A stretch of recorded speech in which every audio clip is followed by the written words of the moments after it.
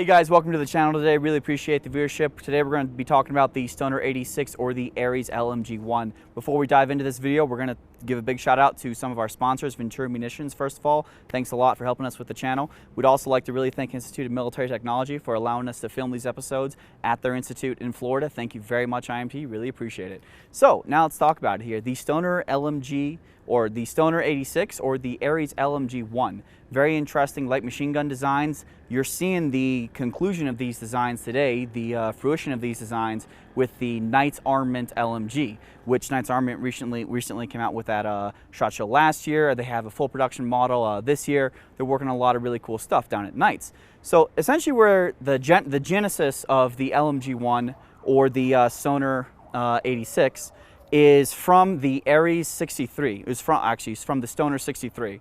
So let me set the stage here. 1980s, SAW trials were going on, M249 trials were going on, and Stoner essentially heard about them, and he heard that there's a lot going wrong with them. He heard that there's all sorts of going back and forth between FN and between the Army. The Army wanted, first they wanted magazine-fed capability, then they didn't. Whatever the case was, Stoner realized there's a lot of teeth and issues with the SAW.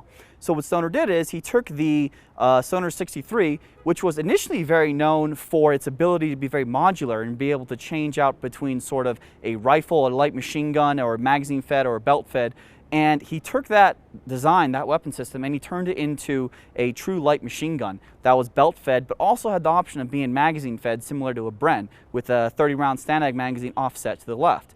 So what's interesting about Stoner at this point, and I wish I could show you some of the actual footage the interview footage that Stoner talking about the LMG, except that the Smithsonian has it right now and it costs a lot of money to be able to reproduce it for commercial use on camera. So I'll tell you instead what Stoner was talking about.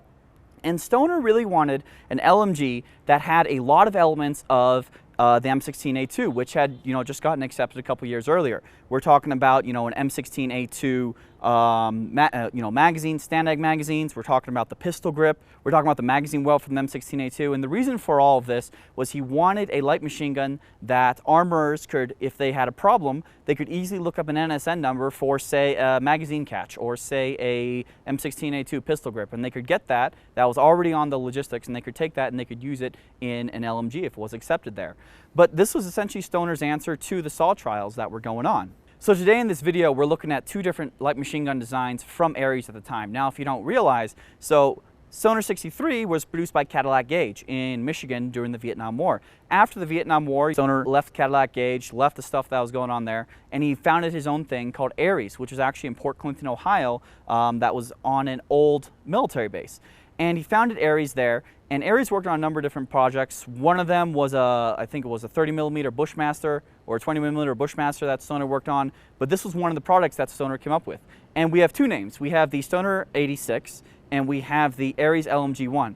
Essentially, they're a very similar light machine gun, but there are some differences between the two. However, in this video, we're going to treat them as the same design because they're essentially the same design. There's a lot interchangeable between them.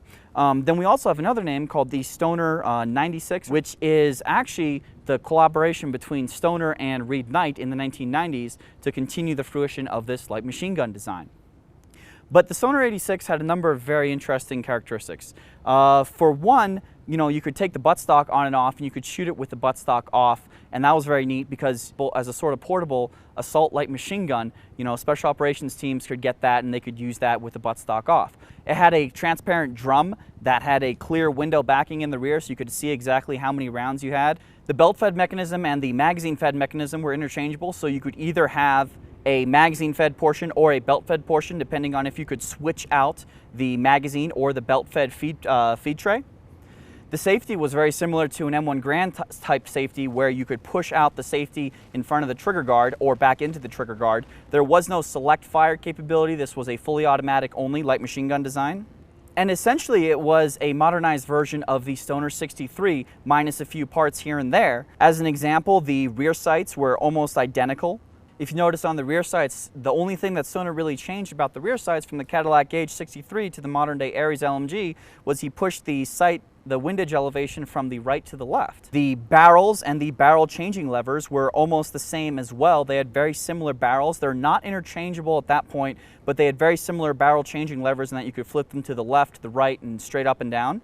Another interesting point about this is Stoner actually incorporated a modified Weaver design that was built into the ARES LMG. Now, this isn't the first time a Weaver has been placed on a light machine gun or before the 1990s when the Picatinny rail became popular.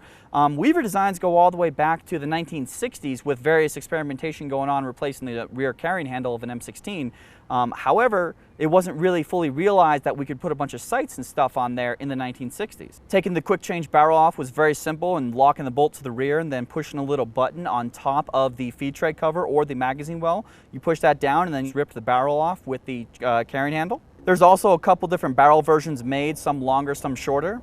On these two examples, we have different kinds of hand guards. One is a sort of smoother polymer type, and the other appears to be some sort of wooden / fiberglass thing going on here, but you could tell they're experimenting with different sorts of materials. The bipods could also be swiveled up and down on a mount there, and they could be adjustable for length of height as well. Thanks guys for watching. We really appreciate the viewership, and we really hope to see you again next time. And here, stay tuned for more stuff from IMT next week.